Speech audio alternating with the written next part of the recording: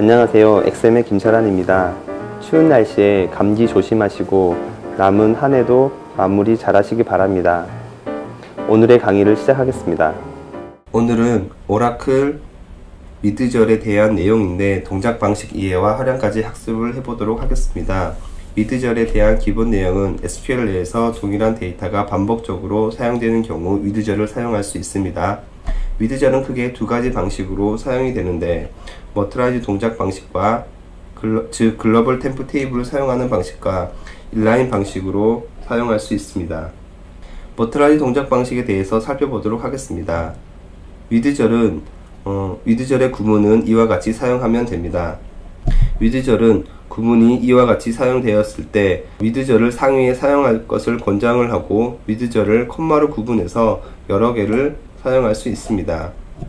미드절이 포함된 SQL을 보면 T1과 T2가 미드절로 사용이 되었고 프롬절에 각각 미드절에 정의된 데이터를 호출하고 있습니다. 미드절 T1과 T2 각각 한 번씩 호출하게 되면 어떻게 될까요?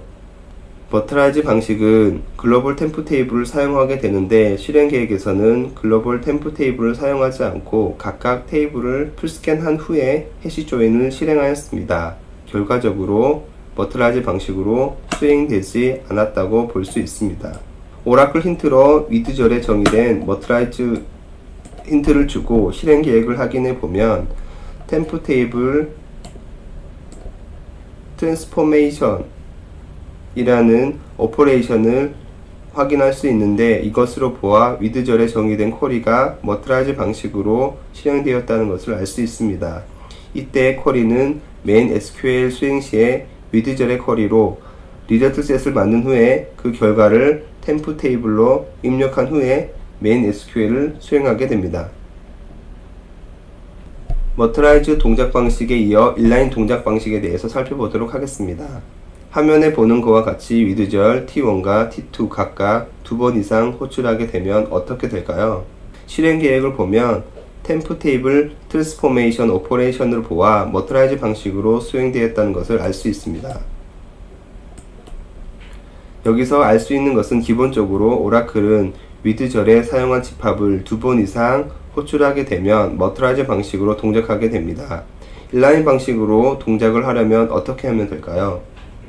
미드절에 인라인 힌트를 사용하면 됩니다. 인라인 동작 방식은 글로벌 템프를 사용하지 않고 프롬절에 호출된 수만큼 테이블을 억세스하게 됩니다.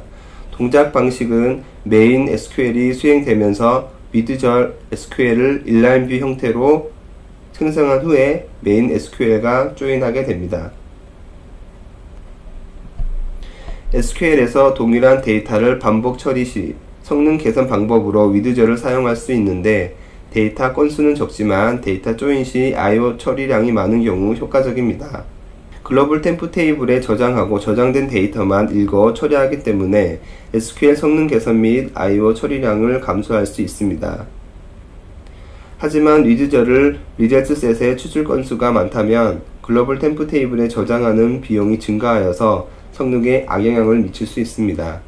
SQL 성능 개선을 위한 미드절 활용하기에서 뷰 프리디케이트 문제를 제거하기 위해서 미드절을 사용할 수 있습니다. 인라인 뷰 외부의 조건을 인라인 뷰 내부로 침투시키는 것인데 간혹 뷰 외부 조건이 내부로 침투되지 못하는 경우가 발생하게 됩니다. 이 경우에 뷰의 데이터를 모두 처리한 후에 조인 연결 조건을 필터 조건으로 사용하면 심각한 성능 문제를 발생할 수 있습니다. 사례를 통해서 살펴보도록 하겠습니다. 화면에 SQL을 보면 T2와 T3가 아우토 조인이므로 T1 집합이 먼저 수행되었고 T1과 조인 연결 컬럼인 T3와 T2의 C1 컬럼이 모두 각각 유니크하다고 했을 경우 SQL의 실행 계획을 보도록 하겠습니다. 실행 계획을 보면 T1 테이블이 선행 테이블이고 T2 테이블과 NL 조인을 수행하고 39건이 추출되었습니다. 이 쿼리의 비효율적인 조인 조건이 인라인 뷰 T3로 침투되지 못하면서 T3 테이블에 풀 테이블 스캔이 발생하여서 대략 50만 건의 데이터를 모두 액세스한 후에 그룹 바이를 하였습니다. 그래서 최종적으로 뷰에서 500만 건이 추출되었습니다. 결국은 조인 조건이 인라인 뷰 T3에 침투되지 못하면서 T3의 테이블 풀스캔이 발생을 하였습니다.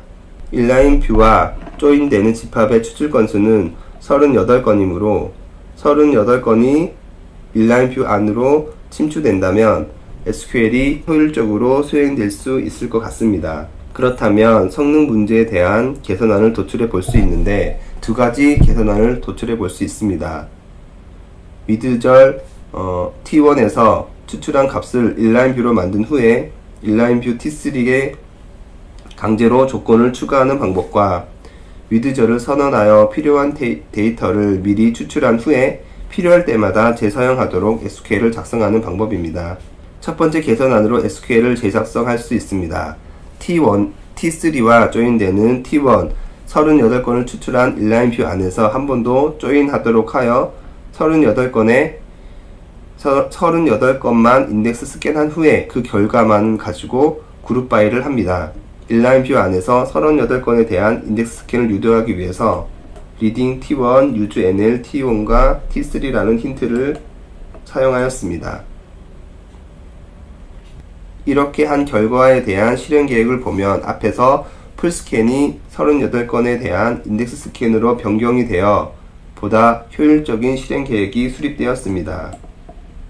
두 번째 개선안은 위드절을 선언하여 필요한 데이터를 미리 추출한 후에 필요할 때마다 재사용하도록 SQL을 작성하는 방식입니다. 동일한 데이터가 중복적으로 액세스가 되고 건수가 적기 때문에 위드문을 머트라지 방식으로 사용하여 중복 데이터에 대한 액세스를 제거하였습니다. 계층 쿼리의 데이터 최소화하기 위해서 위드문을 사용할 수 있습니다. 화면의 쿼리를 보면 계층형 쿼리로 start with와 connect by가 존재합니다. 점선의 인라인 뷰의 데이터가 추출되면 계층형 구조로 start with와 connect by를 한 후에 최종 결과 집합이 추출됩니다. 참고로 계층형 구조가 쿼리 구문은 start with가 먼저 실행이 되고 connect by가 실행이 되고 다음에 웨어절 조건이 있다면 웨어절 조건이 실행되게 됩니다. 인라인 뷰의 안에 데이터가 먼저 실행이 되어 그룹 바이를 한 후에 해빙절이 수행이 된다면 데이터가 줄어들게 되고 후에 start with와 connect by가 수행이 되면 효과적이겠지만 옵티마이저의 미스로 start with와 connect by를 수행한 후에 그룹 바이를 수행한다면 비효율적으로 쿼리가 수행되었다고 볼 수가 있습니다. 쿼리의 작성자의 의도대로 그룹 바이 한 후에 계층형 구조 분석을 하게 하려면 위드절의 머터라이즈 힌트를 사용하여 글로벌 템프 테이블에 그룹핑된 데이터를 추출한 후에 계층형 구조로 분석하여서 그룹핑된 데이터를 미리 추출하고 해당 데이터로 계층형 구조를 분석하여서 성능 개선을 할 수가 있습니다. 위드절 사용 시 주의점입니다.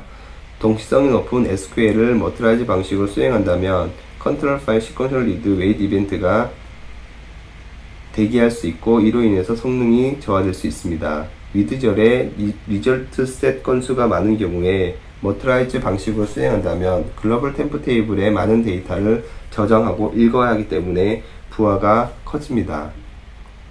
SQL의 가장 앞에 위치시키는 것이 SQL의 데이터 정합성의 훼손된 여지를 막을 수가 있습니다. 위드절의 동작 방식을 결정짓는 힌트를 사용하는 것이 좋습니다.